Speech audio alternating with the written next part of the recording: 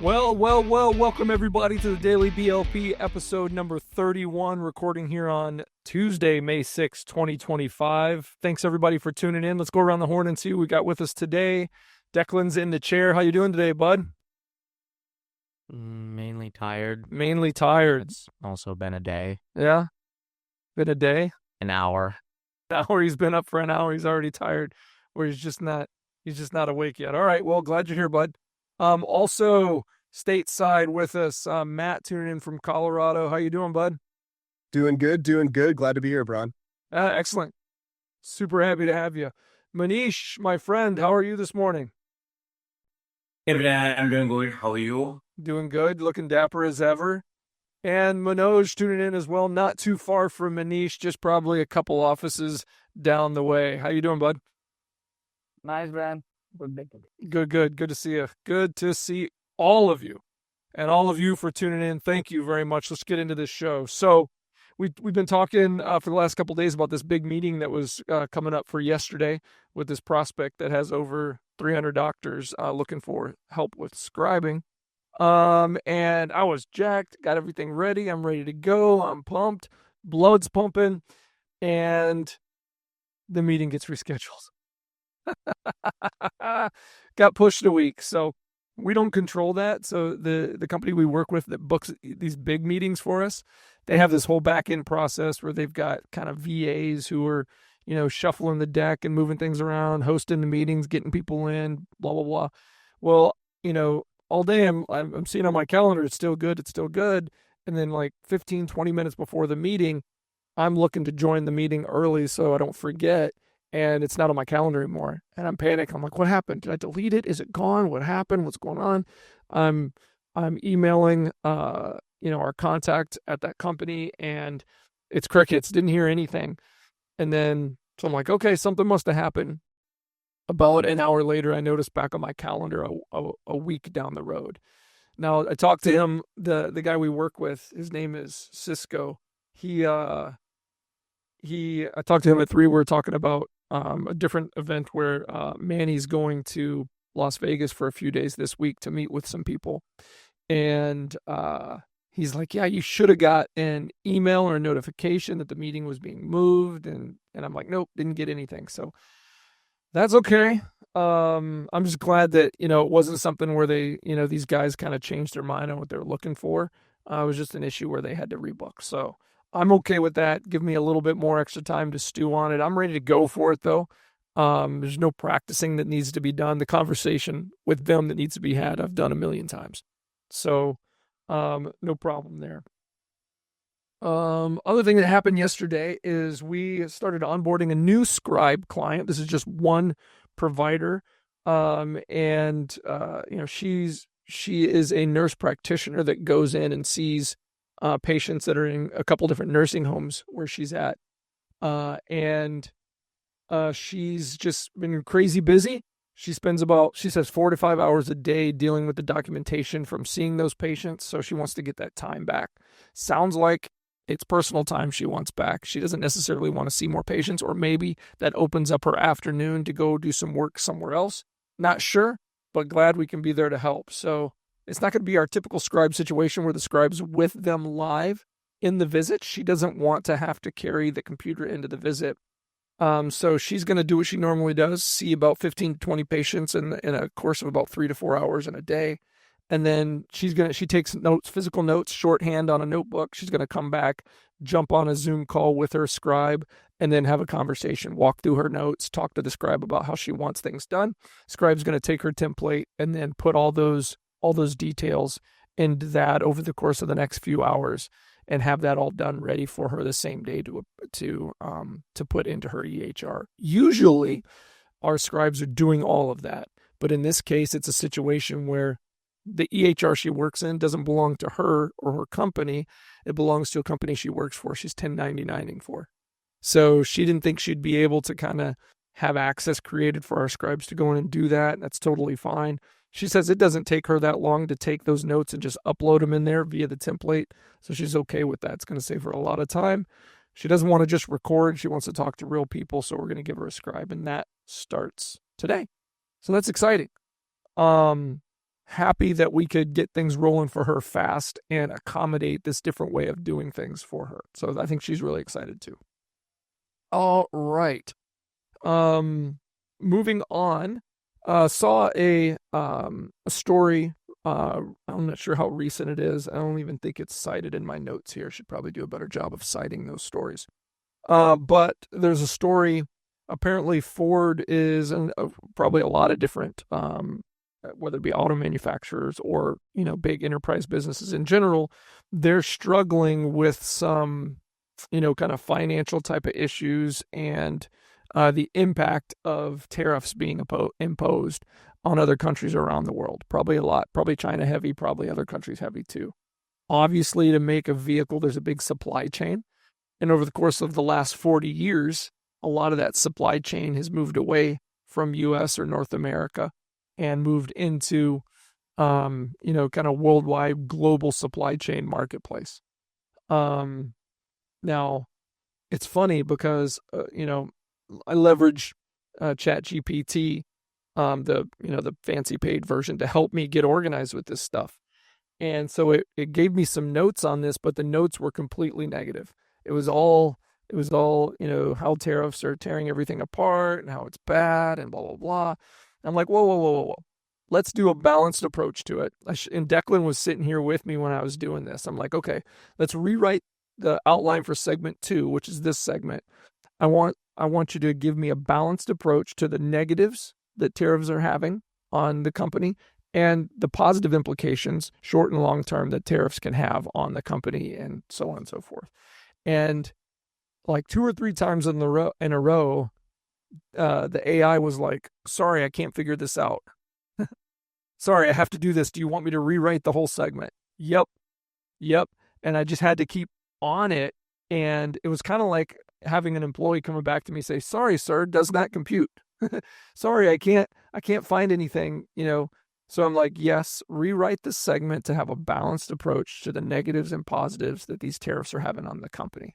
So finally, it gave me kind of a balanced approach. So let's talk about some of that and how that works. So, some of the challenges that I think we hear about a lot online in the media or whatever that these tariffs are causing is short-term cost pressures, especially for companies with global supply chains, like we mentioned, right? So if you're getting all of part A from a company that has a super high tariff that we've imposed on them, then the cost for us to get that in the States is going to go up, right?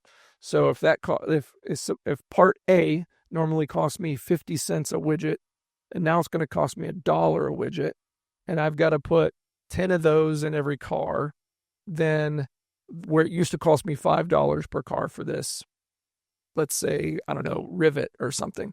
Now I need to pay $10 per rivet.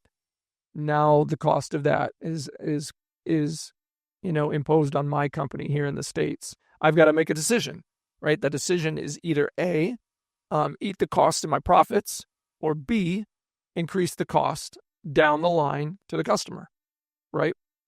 And that's my decision to make.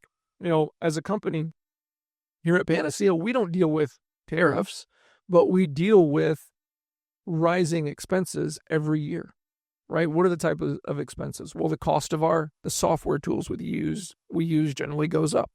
Why do those go up? Well, those companies that are employing people to support, create, manage everything that they do around that software platform, those costs go up. Generally, if people are doing a good job in your company, they ask for raises every year. And if they're doing a good job, you should give them a bump, right? Or if they're willing to add more value based on what they want to get paid more.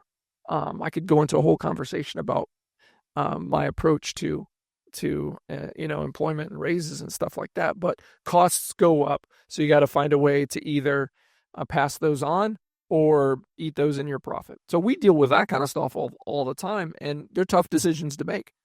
But when it comes to tariffs, if the cost to get those goods goes up, you got to figure out what you're going to do about that. And then there's another piece here. It talks about uncertainty in trade policies, reevaluation of sourcing and manufacturing strategies. So now we got to think about, do we want to get part A or widget A from that company with 100% tariff, can another company in another country do it where their tariff is lower? Maybe there is no tariff with that country because that country has decided, based on current kind of political policies, to not tariff us anymore. Because my understanding of this is if we're being tariffed for our goods outgoing into a country, then we're going to equally tariff coming back. Because basically for the last 40 or more years, it's been no, we won't tariff anybody if they want to sell us things because we're such big consumers. But if we want to sell our things in their market, there's a huge tariff. Really good example that I didn't know about. This was from years ago before all this, controversy started happening now with tariffs is I can remember when Manny and I first started doing business together when we opened the company. We're getting to know each other, becoming good friends. We're talking about all the cool stuff we like and want to get someday. And Manny told me one of his dream things to buy was a Harley Davidson motorcycle. Now, Harley Davidsons, where are they made? They're made in the U.S. To get them to India, they have to be imported. And I didn't know this, but there's a huge tariff on U.S. automotive goods in India. So a Ford, Chevy, Chrysler, Harley Davidson, any U.S. domestic market automotive products, if they're sold into the Indian market, there's a big tariff. I don't know what that number is, but I know it's pretty big. Because Manny was telling me where you could get a Harley over here, let's say for 20 grand, it might cost 50 over there. And we were talking, and this was years ago, about how I wanted to get a Mustang. Oh, Mustangs, and those are cool. And I was like, could you buy one there? He's like, yeah, I could buy a Mustang there, but it's going to cost me like double what it would cost me here. I'm like, wow. So I started understanding why, I'm like, why is that? Why is it so high there? And he's like, well, our country, India, its own sovereign company or country, wants to promote the sale of goods that are made and manufactured in India. So if we don't make the price higher for those vehicles from other countries, then people are going to want to buy those instead of the ones here. I'm like, oh, that makes sense. I understand that. I can understand that. So now, fast forward about 8 or 9 years, we're going through that, this worldwide kind of tariff issue now, and we're seeing that, right? And what we're finding is, people don't like to pay more for what they used to pay less for. And other countries get upset when we show them what it feels like to have done to them what's been done to our goods in their countries, right? So again, neither here nor there, but I think it's important to kind of have a balanced approach to these challenges. So what are some of the opportunities that can happen based on this situation for Ford? Well, tariffs can encourage domestic production and investment in U.S.-based supply infrastructure, right? So now what we're starting to see happen, it takes time. It's not like you can just jump to an old factory, switch on the lights, and all the machines start working again, and people are there working. But if it's going to cost a whole lot more to import the goods that we need, we're going to start thinking about, are there people that are starting businesses here that can make that where it'll cost me less? Okay, wow. What are some of the good things of that? Well, jobs that weren't here before can now be here. And same thing in other countries that are deciding to play fair in the trade market, meaning, lower tariffs and have equal on both sides. Those things that are happening in countries that don't want to play fair, or they want to cheat and steal IP and those kind of things, those things are moving to those countries. Like I'm hearing things too in articles in India. There's a lot of industry that's starting to pop up and there's a lot of motivation to have things that were formerly being done mostly in China or other countries with higher tariffs in India, because India wants to have good trade operations now with the U.S. Are you guys hearing about that over there, Manoj? Yep, I know about that, Brad. So a lot of companies that are doing the manufacturing in China is now being situated in India for their manufacturing, because there's a trading process. Good trading business is being happening with the US, and we have a very good relation with the US. So That's why we are shifting, like companies are shifting to thinking. In all, also they are getting, good quality with the cheap labor in India. So that's how that's the most important factor. They are shifting the production and manufacturing in India. Yeah, and I mean, I love to see that. Not just because, we have an office in India and we do a lot of business and have a lot of friends in India, but if I was to take the two governmental and political structures from both of those huge population countries, I prefer India's focus on a democratic process and as opposed to what I think all know that kind of happens in the other country. So um, I think I think I don't know. We'll see. A lot of this stuff needs to play out. There's positives and negatives. I don't like to see anybody suffer because of change, but change is painful for sure. There's another incentive that's listed here is these tariffs can incentivize innovation and resilience building across American manufacturing. American manufacturing, the costs have gone up, and there's been less and less of it over in my lifetime. It'll be good to see more competition in the U.S. market with new jobs, new manufacturing plants going up. One of the things I did see though the other day in a video that I came across was the challenge that all this new job creation is going to cause here in the U.S. is great that new manufacturing plants are going to open up and all these new jobs are going to be available. But even right now, with less manufacturing and less of these type of jobs, it's still hard to find people to work. So all these plants are going to open. How do we find people that are willing to do those kind of jobs? I think they're out there. I don't know. I have an opinion on it. My opinion is I can remember since I was in high school, most of the focus of education in our country, at least in my school, and I think this is kind of what was propagated in the 90s and it just kind of grew, is if you don't go to college, if you don't get a white collar type job, meaning office, need a degree, these kind of things, you're going to be a loser. You're never going to be able to support yourself or a family. You're going to be basically seen as a backwards person if you don't go to college, spend a bunch of money, get into debt, and get a white collar job. So I think what has to happen at an earlier age in education, we have to give more opportunity and choice and encouragement for everybody to choose what's best for them, not just because going to college isn't what's best for everybody. I say this a lot when we talk about this, if I could keep everything I have now from a perspective of my wife and my kids, my family, my friends, but I could go back and make a choice to go to college or right out of school, maybe do a apprenticeship or, start to work, get ahead right away as opposed to get into huge debt. I would choose to go get a job that paid me, because out of high school, I could have got a job that paid me when I was 15 or 16 or 18. I could have got a job that paid me $18 an hour, $20 an hour or more. There's plenty of those manufacturing kind of jobs. Hard work, yes, but I was told that was for losers and winners only went to college. And I don't think that that's the case. I think that's a big disservice that we do at a young age. What do you guys think?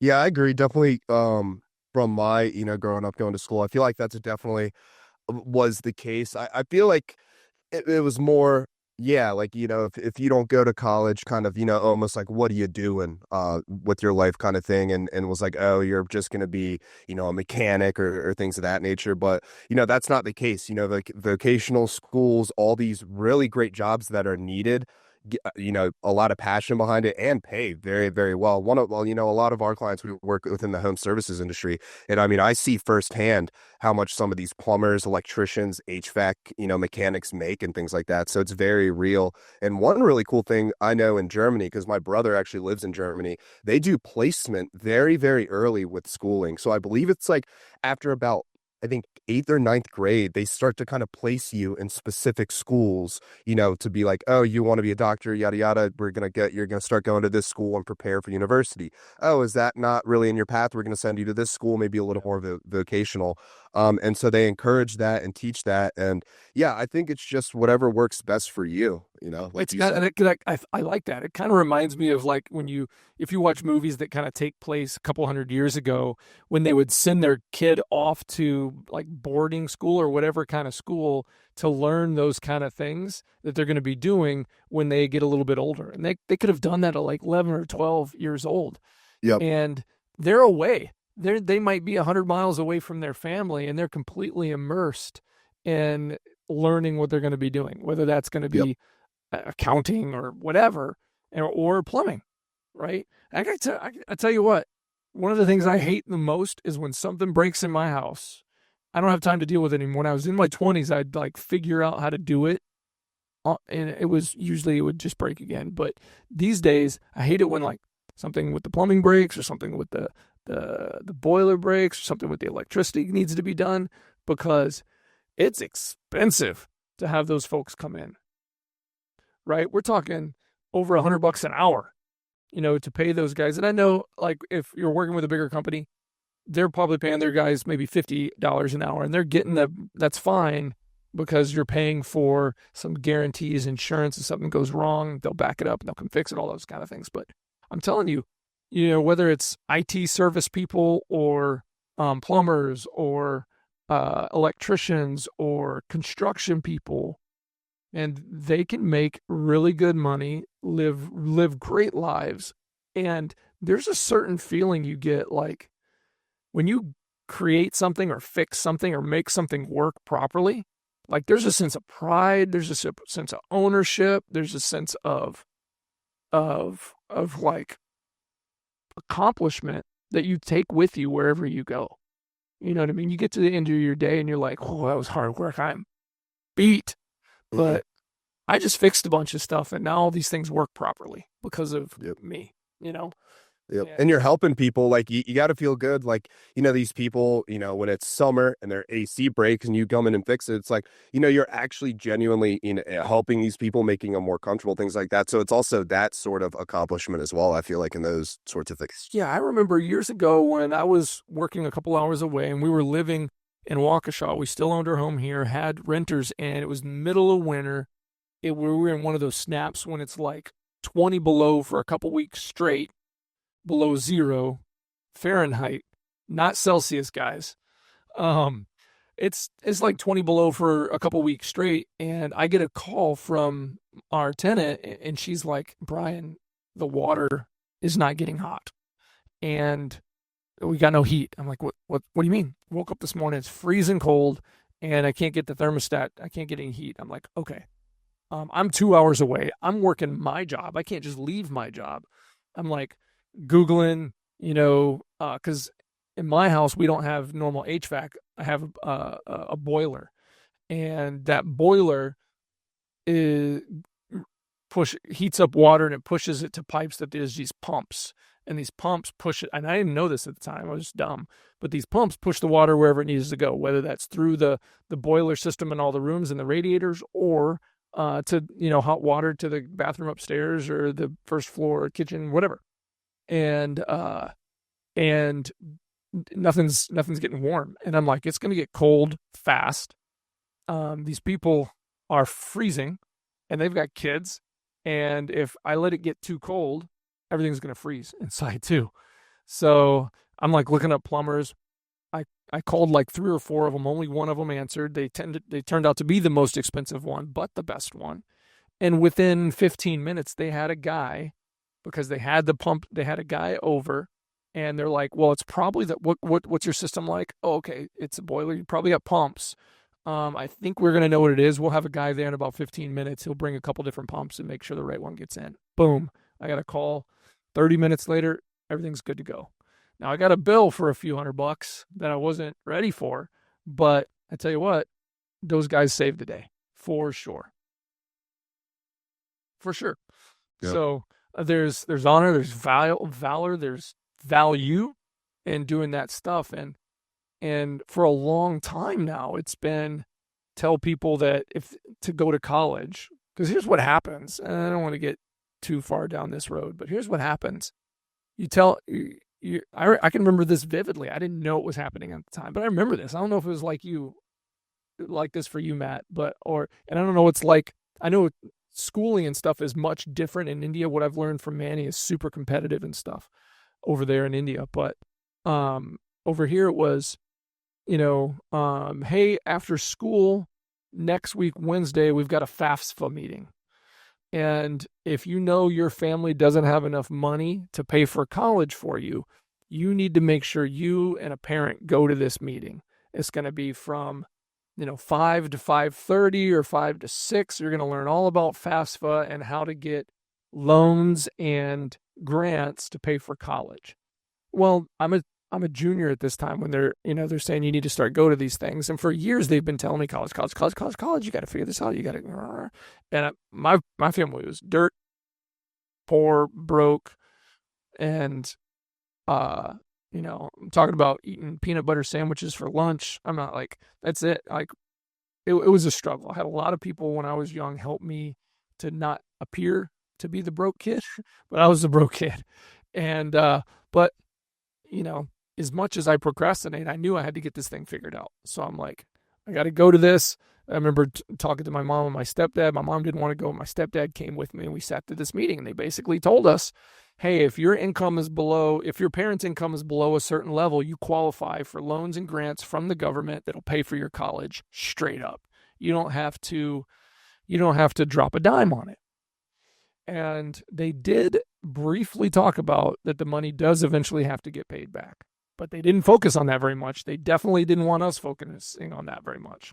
Hey, basically interest-free money from the government to go study wherever you can get into and to be successful in life. That's what we heard. So we filled out the applications, qualified easily because we're so darn broke. And I got a bunch of loans and grants. And, junior year's done. Next year I hadn't selected anywhere to go. I'm getting letters from different schools, not paying attention to them. My style was and still is sometimes wait to the last minute and pick something. Picked a school that, wanted me to play football there. It was just a D3 school, really close to where I live now. And, I don't even think I filled out an application for that school. I remember the coaches came to our school, talked to a few of us. I ended up choosing to go there, and, I graduate, summer goes by, August comes, 2 weeks into August, I'm at the school in preseason camp, and totally unprepared.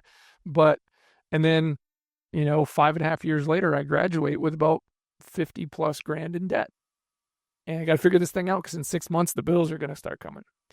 But this whole thing, that whole process has propped up the college and university system.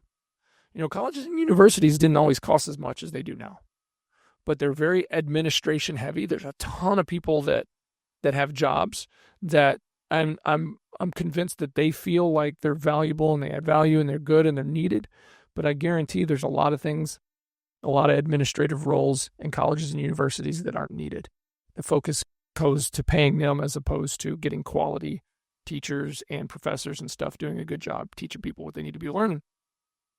But all this money flows that way, right? So how does the government have money to give us grants and loans? They have money through taxes, or they create the money. They just print the money. Well, it comes to us, and where does that money really? It goes through us to the colleges and universities, right? So at some point they have too much money. So what do they got to do with that money? If they don't spend that money, it goes away. So they just start inflating.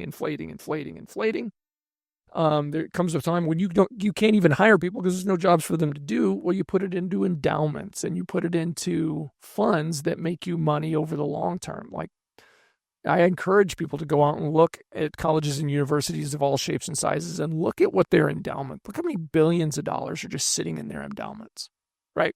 So that's what this whole thing does, and who gets hurt for it. The people that get hurt for it. I'm not hurt. I'm fine. I'm not doing anything in relation to what I learned in school, by the way, but I'm fine. But a lot of people aren't. A lot of people go to school for 4, 5, 6 years. They go for 4 years. They get their degree in some kind of obscure kind of offshoot of a discipline, or they get a sociology degree like I did, and they can't find a job in highly competitive markets. I'm not in a super competitive market in Wisconsin. It's not that hard to find work. But in highly competitive markets, you got a sociology degree. What the heck are you going to do besides go be a barista? Well, that's not going to pay your rent. It's not going to pay, the utilities. It's definitely not going to pay your loans back in 6 months. So what do? Well, you start getting stuff from that college again. Hey, congratulations on your degree. Glad you found a job. Because they'll take that job that you got at Starbucks, paying you $15 or less an hour, and they'll say that contributed to their 95% placement rate. They didn't know.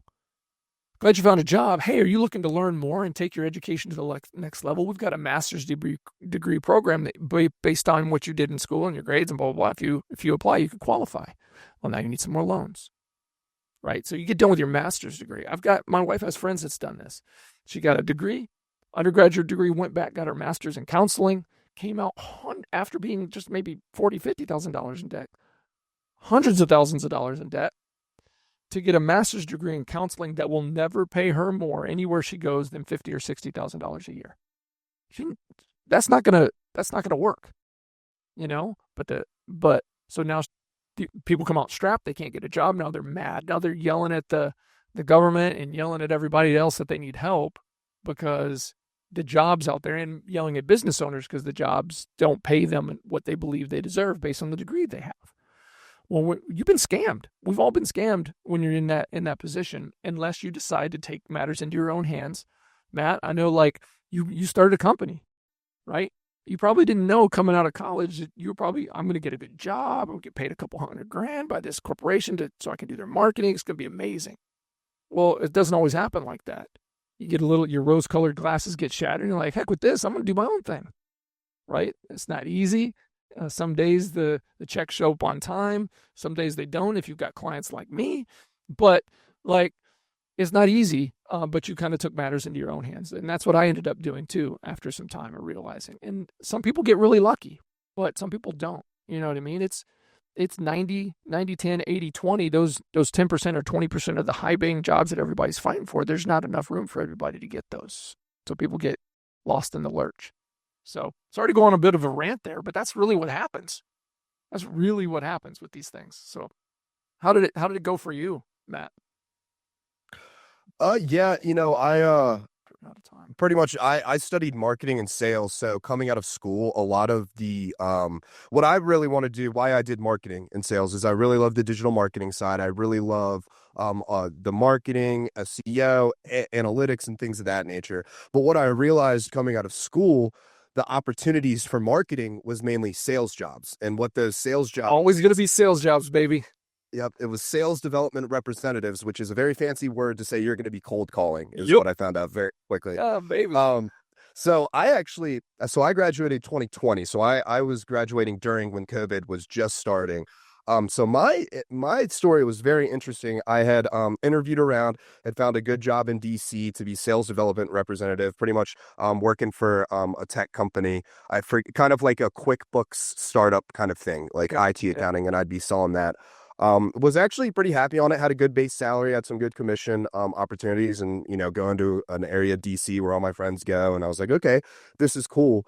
Get an email March. I graduate in May. Get an email March from a company that out of South Carolina saying like, hey, we saw you do digital marketing. All my resumes online was all digital marketing stuff. All my experience was digital marketing. So I was always trying to get in on that, but I was like, okay, sales is probably the way I get into that.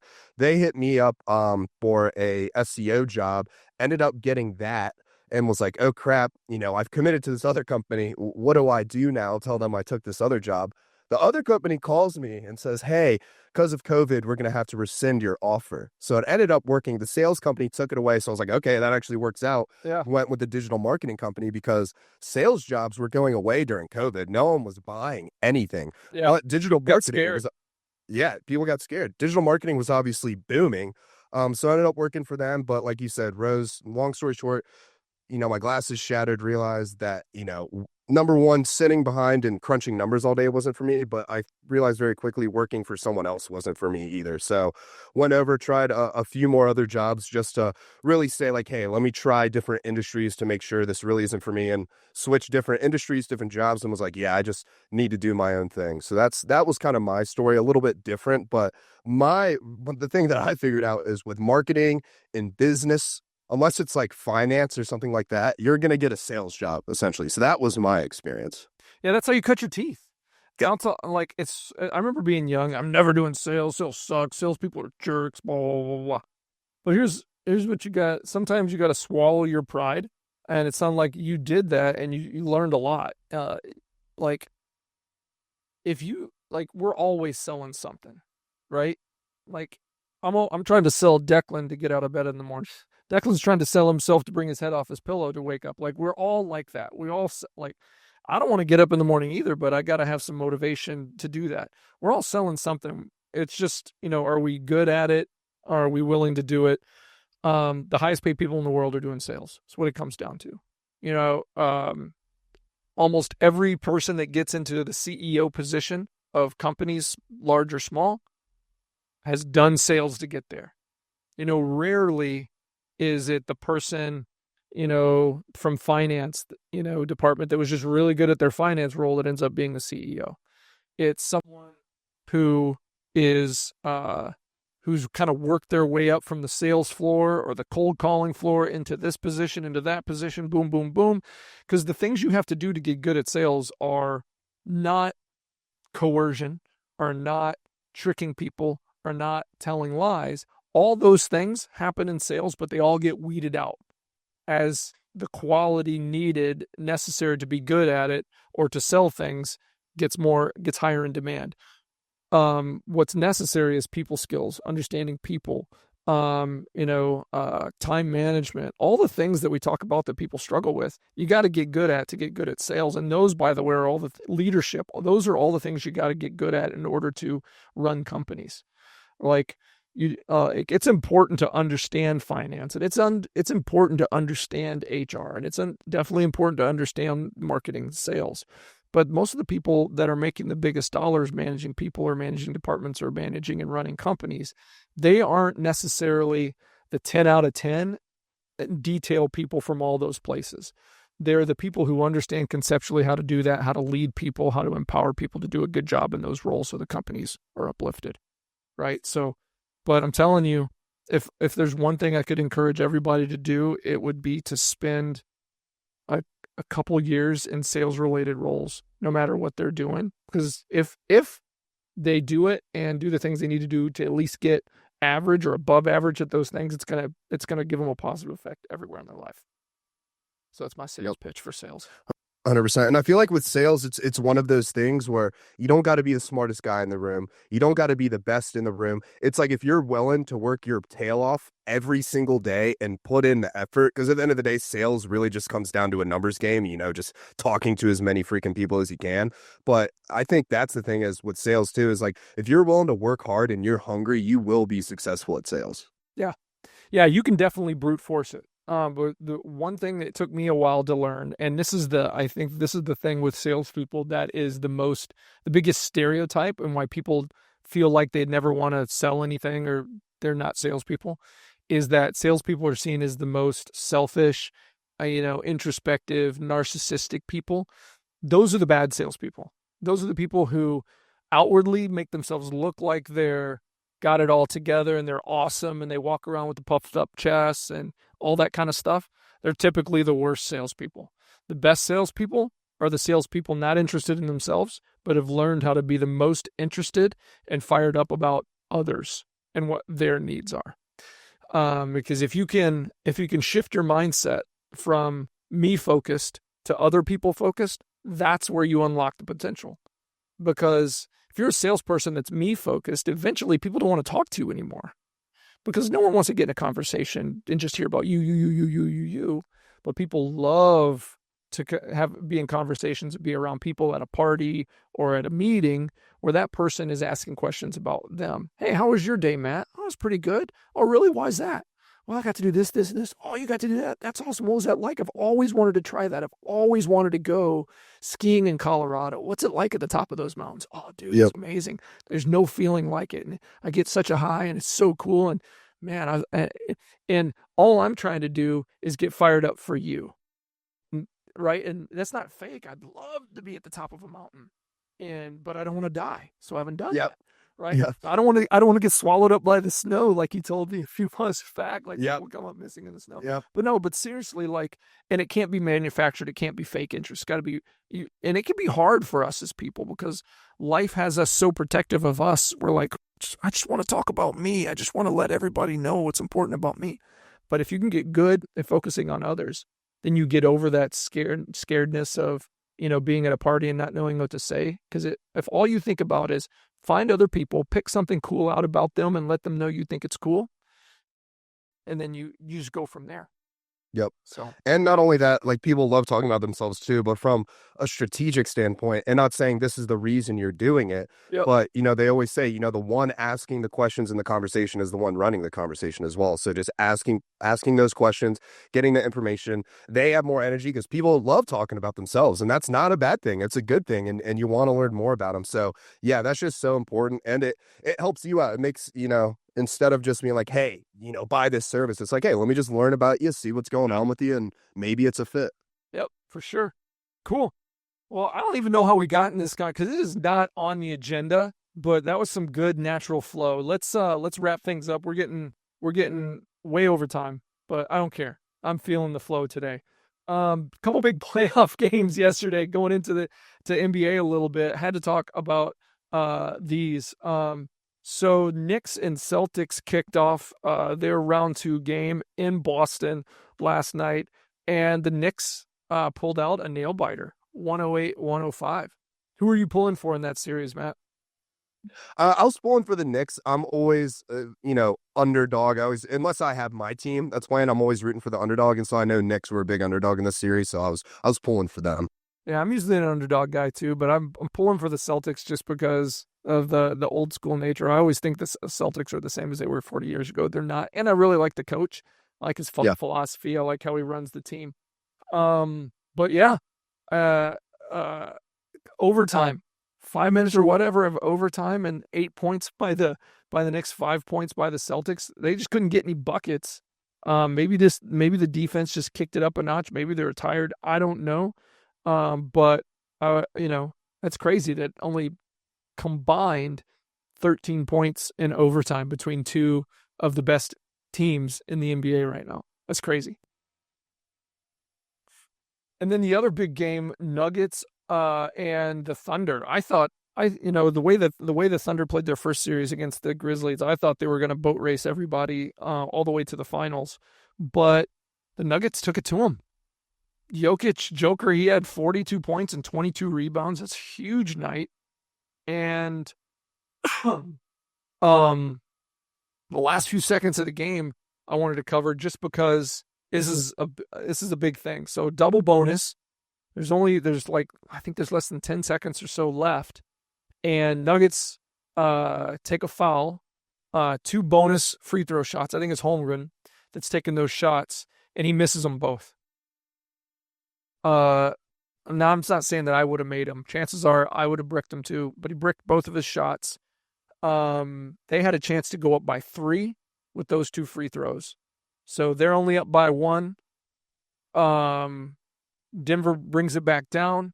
I can't remember who drove it in, but kicked it out to Gordon. Gordon hits a big 3. They win by 2. Game over. That's crazy. That's crazy. I wish I would have watched that one live. That would have been nuts. But Denver took it to them. I didn't think Denver looked that great. They barely squeaked out of the first round. But pulling a victory in the second round in OKC, that's a big game. That's a big win. Kudos to the Knicks and the Nuggets for pulling out big ones. All right. Last thing I wanted to cover today was just a little update on the baseball team stuff I got going on. A couple days ago, Amy, my youngest, not my youngest, sorry, my second youngest, she's playing first grade what they're calling fast pitch softball. Someone's not pitching it. They got this little catapult that shoots it in there, but they're actually starting to hit a live ball being tossed at them. Had first practice. It went really good. They had fun. It's all girls team this year too. It's not co-ed. So she's really excited about that. It's a couple of her friends for school are on the team. Well, we got to watch close to the end of practice. They were doing hitting, and she got to hit against the catapult, and 2 big whiffs on the first 2 throws. But the third throw, her last try before they pulled out, said she had to run. She smacked one. She hit a grounder that got by there wasn't much of a defense at this age, but it got into the outfield, so I was happy for her too. She's never hit a live ball like that we've been throwing at her. So that was really cool. Had our kickoff meeting for the team I coach with Declan on it this is 7th and 8th graders. Boys going from 7th into 8th grade and 8th grade into 9th grade. So we're talking 13 and 14-year-olds, 15 after June 1st. But so last year I had a parents meeting. That went good. This went way better. I already had about 4 people that had confirmed they wanted to help out with coaching and managing the team, which is huge. One of the people is a former player from last year. He's probably going to end up basically helping out with either stats during the game or games, because he's not going to be able to make most of the practices, because turns out his practices for his age group are on the same day as ours. But another gentleman that I serve with on the worship team at church, he plays piano, really good musician, but he's also a big baseball player. He's a big dude. He's like 6'5", but he's going to be helping coaching. So I'm really happy about that. And I've got another mom and another dad from new players this year that are former baseball players and stuff like that, and they want to help out. That's just going to be huge. I'm so excited to have some parents that want to get involved and be a part of things. So that's going to be a big deal. Our first practice is today. Either everybody showed up for the parent meeting or they let me know that they weren't going to be there. So that when you're coaching, that's a big deal. You're getting good communication from parents. It means they respect you and what you're trying to do, and they're willing to show up. So got permission forms for our county that I got to turn in. Only a couple more I got to get for those. Things are looking good. I don't want to get ahead of myself. I got to do a little prep for practice today. We're going to be doing some basics, some fundamentals, some like drill stations and stuff. But the thing I'm so excited about is I don't have to do it all myself. Not that it's hard.